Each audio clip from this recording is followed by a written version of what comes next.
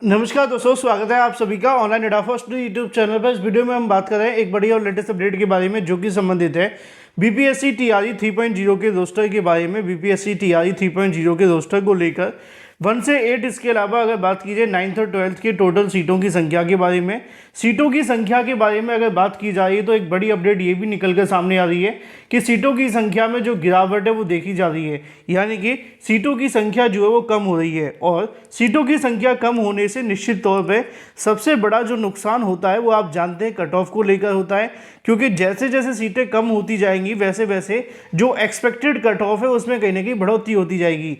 अब इसको लेकर इस वीडियो में हम डिटेल में बात करेंगे 1 to 5, 6 to 8, 9th और 10th, 11th और 12th और 9th और सब तमाम भर्तियों के बारे में डिटेल में बात करें। उससे पहले चैनल को सब्सक्राइब करके बेल आइकन को दबा लें और वीडियो को लाइक कर दें, जिससे कि आपको रियल ऑथेंटिक जानकारी ऑनलाइन अड्डा फॉर स्टडी यूट्यूब चैनल के माध्यम से मिलती रहे। चलिए दोस्तों, सीधे शुरुआत करते हैं मुद्दे की। और मुद्दा संबंधित है आप सभी के लिए टीआरई 3 के बारे में। जैसा कि दोस्तों आप जानते हैं कि टीआरई 3 को लेकर आप सभी का जो रिजल्ट है वो अभी तक घोषित नहीं किया गया है, और बहुत सारे अभ्यर्थी पूछ भी रहे थे कि सर रिजल्ट में कितना समय लगेगा, आखिर ऐसा क्या हुआ कि टीआरई 3 की वैकेंसी में इतना समय लग रहा है, क्योंकि टीआरई 1 और टीआरई 2 तो बहुत जल्दी हो गई थी। टीआरई 3 में सबसे बड़ी जो समस्या आपके लिए है वो आपके आरक्षण को लेकर थी। पहले बिहार में 50% आरक्षण होता था, ईडब्ल्यूएस को जोड़कर 60%, लेकिन बाद में सरकार के माध्यम से यहाँ बदलाव किया गया और इस आरक्षण को 65% कर दिया गया। ईडब्ल्यूएस को जोड़कर टोटल 75% हो जाता है। अब इस आरक्षण में बदलाव की वजह से मामला सुप्रीम कोर्ट चला गया, क्योंकि सुप्रीम कोर्ट की जो गाइडलाइन है उसके मुताबिक आरक्षण किसी भी हालत में 50% से ज़्यादा नहीं होना चाहिए। हालांकि ईडब्ल्यूएस आरक्षण को इसमें नहीं जोड़ा जाता है, तो ईडब्ल्यूएस को निकाल करके भी आप सभी के सामने 50% आरक्षण हो सकता है। उसको जोड़ दिया जाए तो 60% माना जाता है, लेकिन ईडब्ल्यूएस पे पहले से सुप्रीम कोर्ट में बहस हो चुकी है, तो वो मामला अब क्लियर है ना। लेकिन अब बात ये थी कि जो बिहार के अंदर 65% आरक्षण लागू किया गया, उसी समय पे आप सभी के लिए क्या होता है, टीआरई 3 की वैकेंसी आ गई। अब टीआरई 3 की वैकेंसी को लेकर जब नोटिफिकेशन आया तो यहाँ पे 65% आरक्षण को फॉलो कर दिया। पटना हाई कोर्ट ने 65% को रद्द कर दिया। सुप्रीम कोर्ट में अभी ये मामला चल रहा है, लेकिन फाइनल हुआ नहीं है कि कौन से आरक्षण पे भर्ती करी है, कौन से पर नहीं। इसी वजह से सबसे बड़ी जो समस्या थी वो यही थी कि आरक्षण की वजह से आप सभी का जो रिजल्ट है वो अभी तक नहीं आया है। अब रिजल्ट कब तक आएगा इसको लेकर थोड़ी सी बात कर लेते हैं। जो मुझे जानकारी मिली उसके मुताबिक पहले कोशिश की जा रही थी कि आपका जो रिजल्ट है वो यहाँ पे अक्टूबर के लास्ट में घोषित कर दिया जाए, लेकिन अब जो कंडीशन निकल कर के आ रही है उसके मुताबिक आप सभी का जो रिजल्ट है वो अक्टूबर के लास्ट में नहीं आ पाएगा, और मान कर के चलें कि ये आपका जो रिजल्ट है वो आपको देखने के लिए मिलेगा अब नवंबर के अंदर। अब नवंबर में आपका रिजल्ट तो जारी होगा, लेकिन उससे पहले एक बड़ी चीज़ ये है कि सीटों की संख्या थोड़ी सी आप सभी के लिए निराशाजनक है। अभी कल ही मैंने एक वीडियो बनाया था, उसमें आपको दिखाया था सीटों की संख्या के बारे में। पहले आपके लिए जो पीआरटी में वैकेंसी निकाली गई थी उसके लिए जो टोटल सीट थी वो 28,000 के समथिंग थी। अभी कल परसों एक न्यूज़पेपर में जानकारी दी गई कि आपके लिए जो अब सीटें हैं वो 24,902 के समथिंग है। अगर ये सीटें सही रहती हैं, यानी कि 24,900, मान लीजिए कि 25,000 भी है, तब भी फिर यहाँ पे दिक्कतों का सामना करना पड़ेगा, क्योंकि अगर सीटों की संख्या कम हो जाएगी तो इसका सबसे बड़ा जो खामियाजा होगा वो आपकी कट ऑफ में होगा, क्योंकि जितनी सीटें कम होंगी उतनी ही दिक्कत आप सभी के लिए देखने के लिए मिलने वाली है।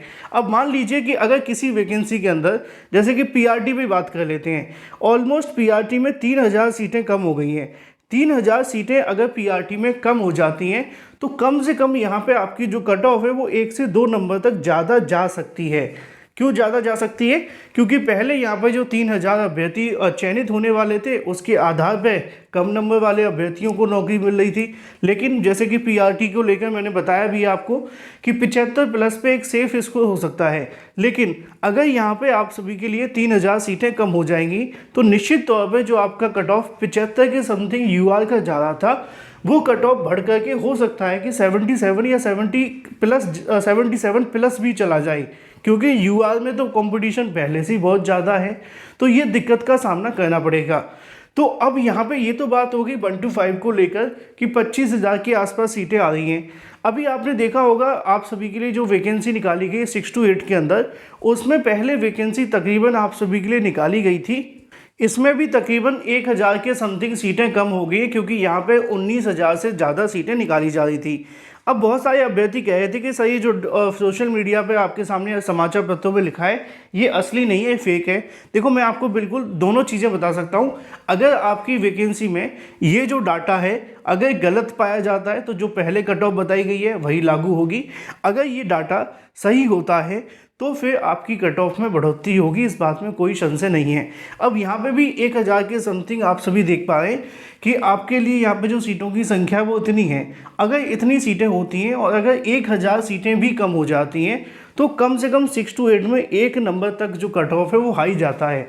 या तो अगर आपका 75 बन रहा है तो यहाँ पे कट ऑफ 76 के आसपास जा सकता है, किसी में पहले 77 जा रहा था तो वहाँ 78 भी जा सकता है। तो अगर सीटों की संख्या कम होती है तो निश्चित तौर पे यहाँ पे जो कट ऑफ है वो बढ़ जाएगा और इसका खामियाजा सभी अभ्यर्थियों को भुगतना पड़ेगा। अगर किसी को नहीं भुगतना पड़ेगा तो वो अभ्यर्थी हैं जो रिजर्व कैटेगरी से आते हैं, उनके लिए दिक्कत नहीं होगी, क्योंकि रिजर्व कैटेगरी वाले अभ्यर्थियों की कट ऑफ में ज़्यादा डिफरेंस क्रिएट नहीं होगा। ज़्यादा से ज़्यादा 0.5 या 0.4 का डिफरेंस क्रिएट होगा जो रिजर्व कैटेगरी के अभ्यर्थी हैं, और जो खास तौर पे महिला अभ्यर्थी हैं उनके लिए तो और भी कम हो जाएगा, लेकिन यूआर की कट ऑफ बढ़ जाएगी, ये सत्य है पहला। दूसरी चीज़ ये है कि अगर बात की जाए 9th और 10th के अंदर अभी उसको लेकर सीटों का डाटा क्लियर नहीं हुआ है। अगर सेम सीटें आएंगी तो जो कट ऑफ मैंने कल आप सभी को बताया था लगभग आपको वही देखने के लिए मिलेगा, है ना। लगभग मैंने आपको बताया भी है कि 70+ पे आप अपने आप को सेफ मान सकते हैं। किसी किसी में 71 और 72 भी है, मैंने पहले बताया आपको। लेकिन अगर बात की जाए पीजीटी को लेकर तो वहाँ पे इसका कोई ज़्यादा प्रभाव नहीं पड़ेगा। अगर वहाँ पे 1000 सीटें कम हो गई तो थोड़ा सा कट ऑफ हाई हो जाएगा, लेकिन ऑलमोस्ट सबका हो ही जाएगा। कुछ अभ्यर्थी हैं जो ही बाहर होंगे, अदरवाइज पीजीटी में तो आपको दिक्कत देखने के लिए नहीं मिलेगी। लेकिन जो सबसे ज़्यादा दिक्कत होगी सीटों की संख्या कम होने से, वो होने वाली है आपकी 1 to 5 प्राइमरी में, 6 to 8 और 9th और 10th के अंदर। हालांकि ये जो अभी डाटा आप सभी के सामने आया है ये कितना सही है कितना नहीं ये देखना होगा, क्योंकि अभी तक सरकार ने कोई ऑफिशियल अनाउंसमेंट नहीं की है कि सीटों की संख्या कितनी रहेगी कितनी नहीं।